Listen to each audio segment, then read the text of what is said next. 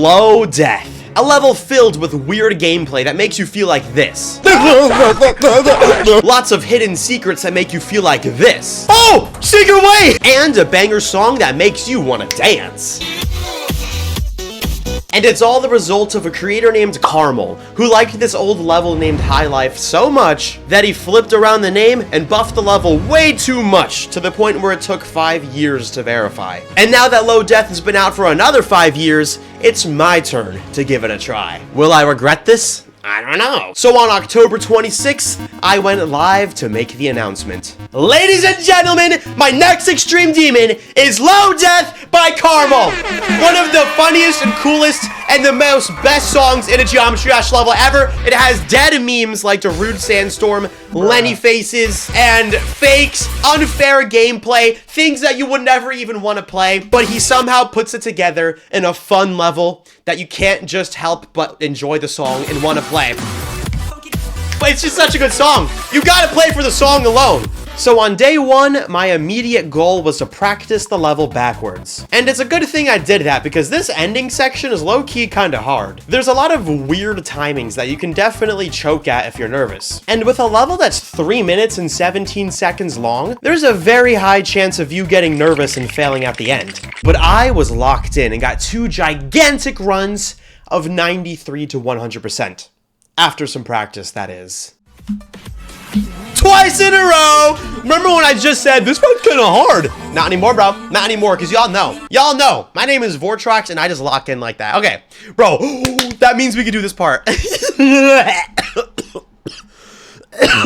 Yeah, I'd say I like that wave part. Anyways, the ship part leading up to the wave is honestly really fun and not too difficult. It even features the iconic red E. But we need to talk about these green orbs. The green orbs. Everybody who plays Low Death quivers in fear at the thought of these green orbs. These green orbs are sinister. These green orbs poisoned our water supply, burned our crops, and worst of all, called me a dumbhead.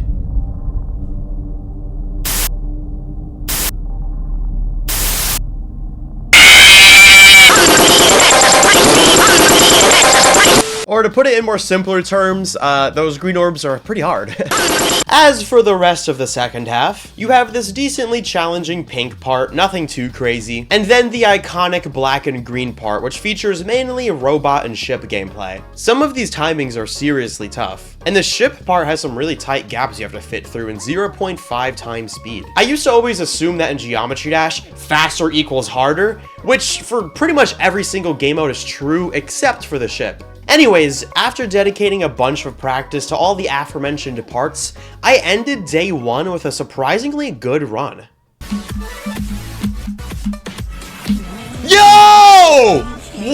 On day 1, 57 to 100? Dude, the Yatagarasu skill boost is going crazy right now. Yo, I'm being carried by the Yatagarasu skill boost.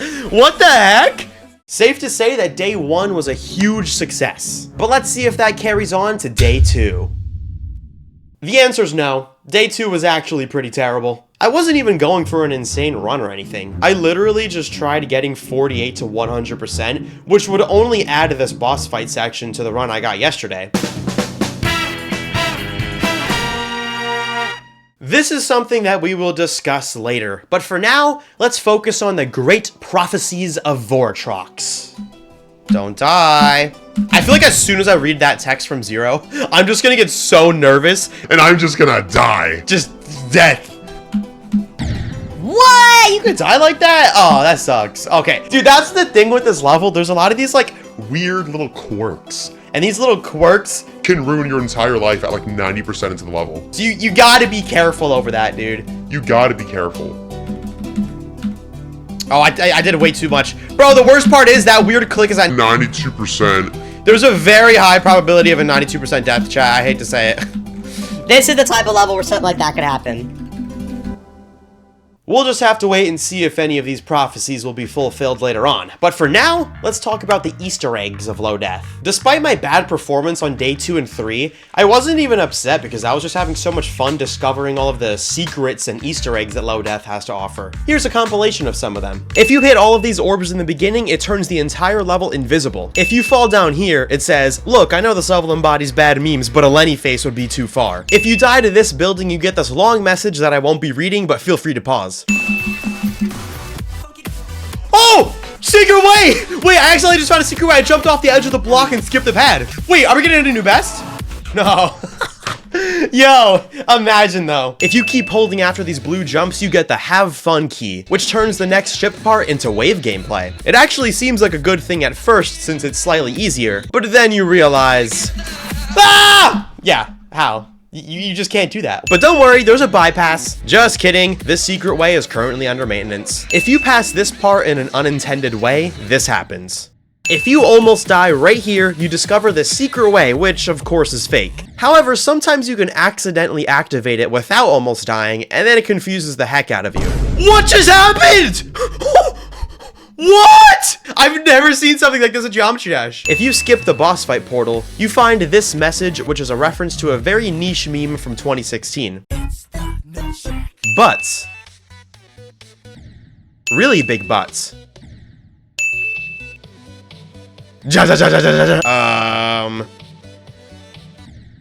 LOL 69.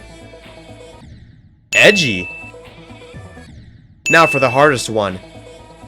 Super edgy. Wow, nice. Nice meme, XD. If you do the ending in the intended way, it simply says JJ. But if you skip this green orb and do the last click upside down, it says noise. And now for my personal favorite, if you skip the last green orb, do an extra click to go back down, and then do the ball click and normal gravity, you unlock the savage route. I was determined to have this one in my completion. You just gotta be careful you don't screw it up, because then it says this.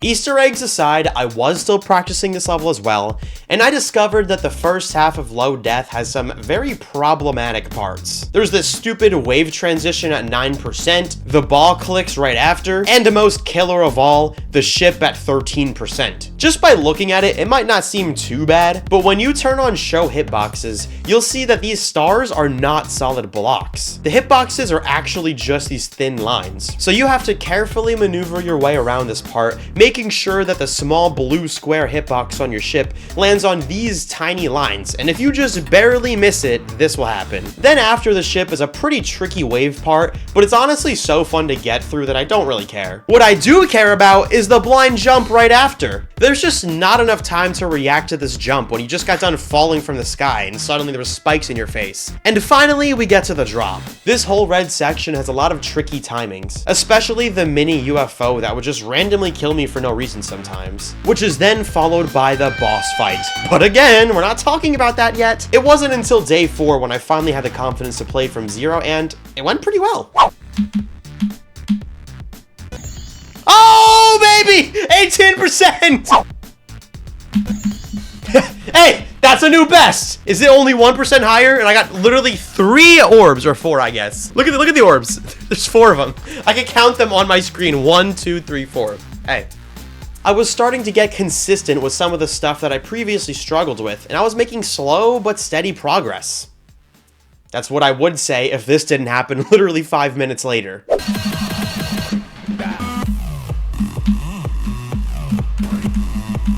No, why'd I go down? You're not even supposed to do that. Oh my god, it's because of the arrow. There's an arrow, so I was like, the arrow's pointing down. I go down. No, you don't do that. You don't always follow the arrows. Yo, not gonna lie though, chat. 42%, I'll take it. We'll take that. That was a good run. W fluke, that kind of... Wait, that was a fluke. Wait! If you don't know what a fluke is, it's basically just a term in the Geometry Dash community that's used to describe an unexpected jump in progress. For example, if you died at 10%, 20%, 30%, and 40% on Stereo Madness, then you didn't die anywhere else and you suddenly just beat the level after that, that would be considered a fluke from 40%. Now for my situation in Low Death, I fluked from 19% to 42%, an unexpected jump of 23%, which is a lot for an extreme demon. So I guess all that practice paid off, because only 2 days later, I would get yet another new best, this time at 46%. No, the bug. Okay, W new best, but I died to the UFO bug I was worried about. This was actually kind of a bad sign, because I've been struggling with a bug in this UFO where this structure would just randomly kill you sometimes. Why? What am I dying to? Why do if you could blame it on this object moving up, but how come it only happens on some attempts then? This object does not move on the X-axis, it's only the Y-axis.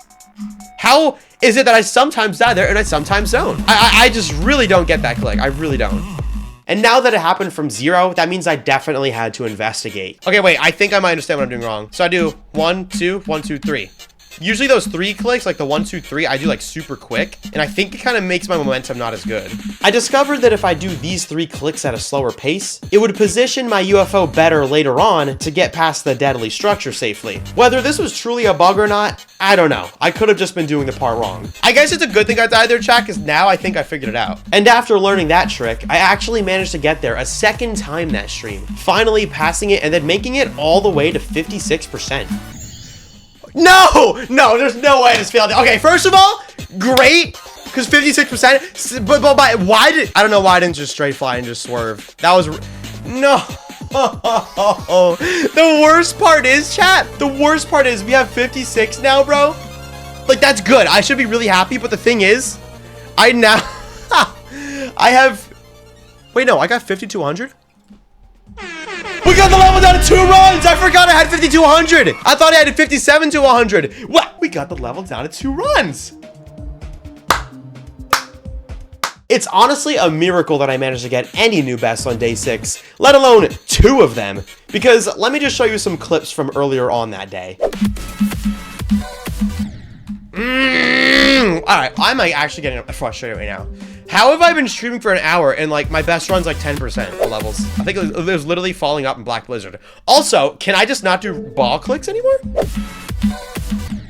Oh my god! Did I not just spend like 15 minutes literally practicing this stuff? I just like, these clicks? Why?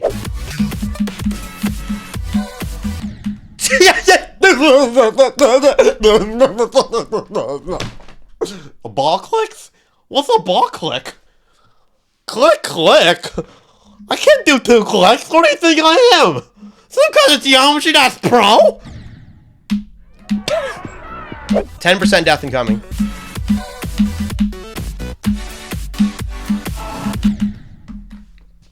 I was wrong. It's 12%.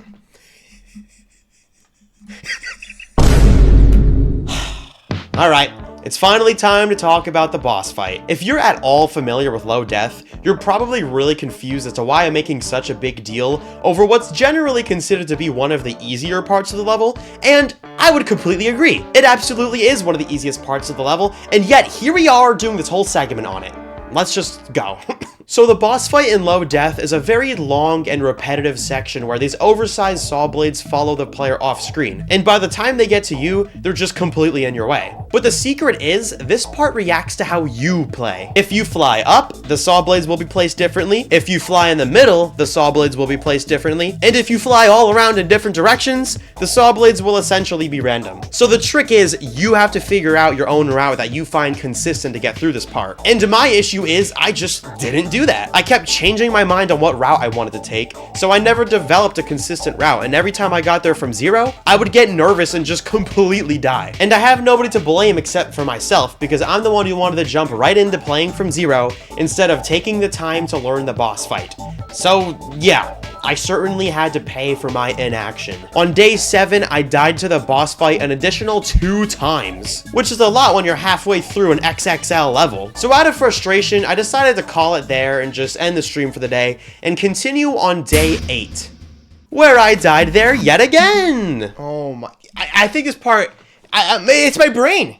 My brain doesn't get it. Like, don't get me wrong, I was definitely grateful that I was making it to the halfway point at least once a day, but like, it doesn't really mean anything when every time you do get to the halfway point, you just immediately die to a stupid freaking boss fight. Thankfully though, I wasn't alone. Two of my lovely chat moderators, Gravefruit and It's Hammer, put together these little tutorials to help me find a more consistent route. And I finally decided to check them out on day 8, and I was flabbergasted by their discoveries. Oh, you keep going in between the 3. Oh! Like, how didn't I think of this earlier? With this new strategy unlocked, I was confident that this would be the day I finally passed the boss fight and make it into the 60% section. But I got distracted by Zoink, the #1 Geometry Dash player. He made me a challenge for me to beat on stream, and let's just say I failed miserably. I won't say too much though, because I'm gonna be making a full video on it, so be sure you're subscribed to the channel so you don't miss out on that and a bunch of other cool videos I'm working on. I'm also really close to 1 million subscribers, so feel free to subscribe and help me out with that, right? Subscribe! Anyways, I ended up not beating Zoink's challenge because of yet another distraction. Bro, chat, stop talking about Time Extreme get rated. It did not get rated. You guys like to lie. But what if it did? Yo, I feel like, why is chat actually tweaking out? I know you guys are capping. Come on. It actually got rated, bro. I know y'all are lying. You guys always like to lie to me. People have been saying Time Extreme got rated for like Oh my! Oh! Let's go! What the heck? Featured? What? Wait, what? Wait, what the? I gotta say, man, this stream was going great. I was having a good time playing Low Death. It was cool being challenged by Zoink. My extreme demon verification from 7 months ago finally got rated. And best of all, I didn't have any bad fails today. I actually didn't have any bad fails on Low Death ever. Remember earlier when I explained the concept of a fluke? Well, by some absolute God-given miraculous miracle, my farthest death would be 56%. I didn't die to the tricky robot clicks, the straight fly, the double click, the wave part, not even the green orbs. I fluked Low Death. And I genuinely don't know how this happened, because if you've watched me at all before, you know that I do not fluke levels. I die past 90% on nearly every extreme demon I play. So to beat an extreme demon of this difficulty in just 8 days is just unheard of. I really don't know what to say. Like, usually at this point in these extreme demon videos, I'm like, yeah, I was making slow progress, and then I had some crazy fails at 90%, blah, blah, but that just didn't happen with this. Like, the story's over. There was no more story left to give. So I guess I'll just let my reaction speak for itself. Thank you so much for watching this video. I know it might have been a little shorter than usual, but I mean, I can't really help it. I'm just too good at Geometry Dash. Okay, that's all for me. Make sure to subscribe, and here's the completion. Dang it.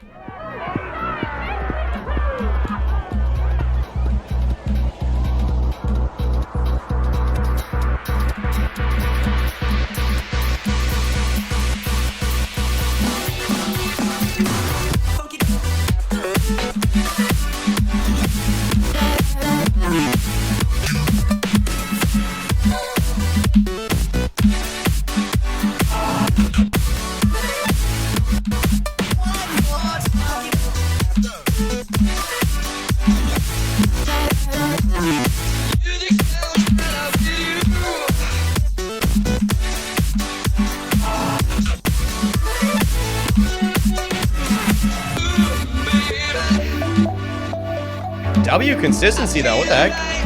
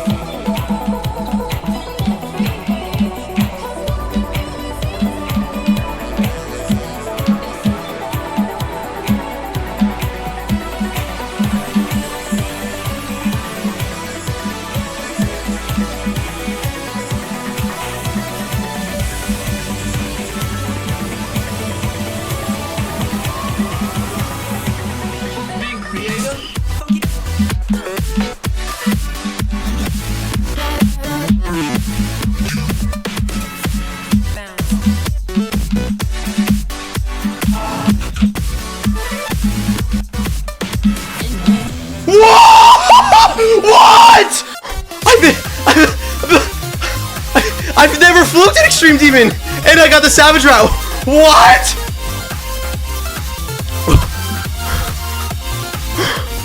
What? That's never happened.